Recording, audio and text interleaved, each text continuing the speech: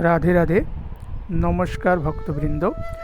আজ আমরা জানব শ্রীকৃষ্ণের জন্মের রাতে বসুদেব কিভাবে প্রবল বর্ষা ও উত্তাল যমুনা নদী পার করে নবজাতক কৃষ্ণকে গোকুলে পৌঁছে দিয়েছিলেন। মথুরার রাজা কংস এক ভবিষ্যৎবাণী শুনেছিলেন যে তার বোন দেবকীর অষ্টম সন্তানই তার মৃত্যুর কারণ। এই কথা শুনে কংস দেবকী এবং তার স্বামী বসুদেবকে কারাগারে বন্দী করে রেখেছিলেন। এক এক করে তাদের 6টি সন্তানকে কংস হত্যা করেন। সপ্তম সন্তান রূপে বলরামকে ভগবান যোগমায়ার অলৌকিক ক্ষমতার বলে রোহিণীর গর্ভে স্থানান্তরিত করেন। তারপর আসে সেই মহামহিমান্বিত রাত্রি, ভাদ্র মাসের কৃষ্ণপক্ষের অষ্টমী তিথি। চারিদিকে অন্ধকার, ঝড় এবং প্রবল বৃষ্টি। ঠিক মধ্যরাতে কারাগারের ভিতরে আবির্ভূত হন স্বয়ং ভগবান শ্রীকৃষ্ণ। প্রথমে তিনি চতুর্ভুজ রূপে বসুদেব এবং দেবকীকে দর্শন দিলেন।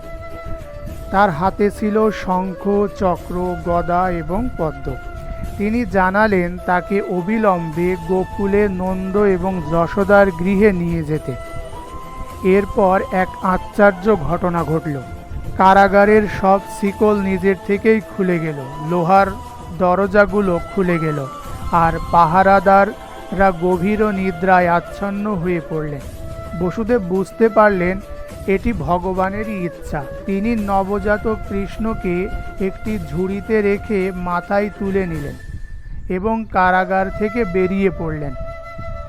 বাইরে তখন প্রচণ্ড ঝড় বৃষ্টি, আকাশে ঘন মেঘ, বিদ্যুতের ঝলকানি, চারিদিকে ভয়ের পরিবেশ। ঠিক সেই সময় উপস্থিত হলেন অনন্ত শেষনাগ। তিনি তার বিশাল ফণা বিস্তার করে কৃষ্ণ এবং বসুদেবের মাথার ওপর ছাতা তৈরি করলেন, যাতে এক ফোঁটা বৃষ্টির জলও ভগবান শ্রীকৃষ্ণের গায়ে না পড়ে। বসুদেব এগিয়ে গেলেন যমুনা নদীর তীরে, কিন্তু যমুনা তখন ভয়ঙ্কর রূপ ধারণ করেছে। নদীর জল উপচে পড়ছে, প্রবল স্রোত বয়ে যাচ্ছে। সাধারণ মানুষের পক্ষে সেই নদী পার করা অসম্ভব। তবুও বসুদেব শ্রীকৃষ্ণকে মাথায় নিয়ে যমুনার জলে পা রাখলেন। আর তখনই ঘটল আরও একটি অলৌকিক ঘটনা। যমুনার জল ধীরে ধীরে সরে যেতে শুরু করল।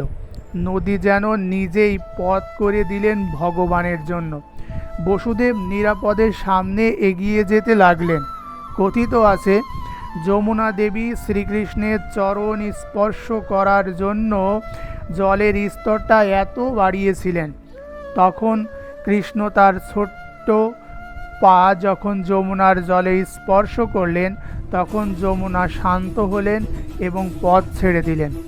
অবশেষে বসুদেব নিরাপদে গোকুলে পৌঁছে যান। সেই সময় যশোদা একটি কন্যা সন্তানও জন্ম দিয়েছিল।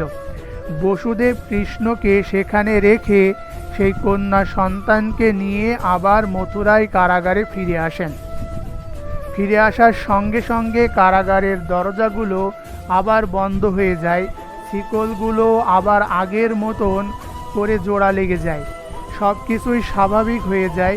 পরের দিন কংস সেই কন্যা শিশুকে হত্যা করতে গেলে তিনি যোগমায়া রূপ ধারণ করে আকাশে উঠে যান এবং বলেন, হে কংস, তোমাকে যে বধ করবে সে ইতিমধ্যে অন্যত্র জন্মগ্রহণ করেছে।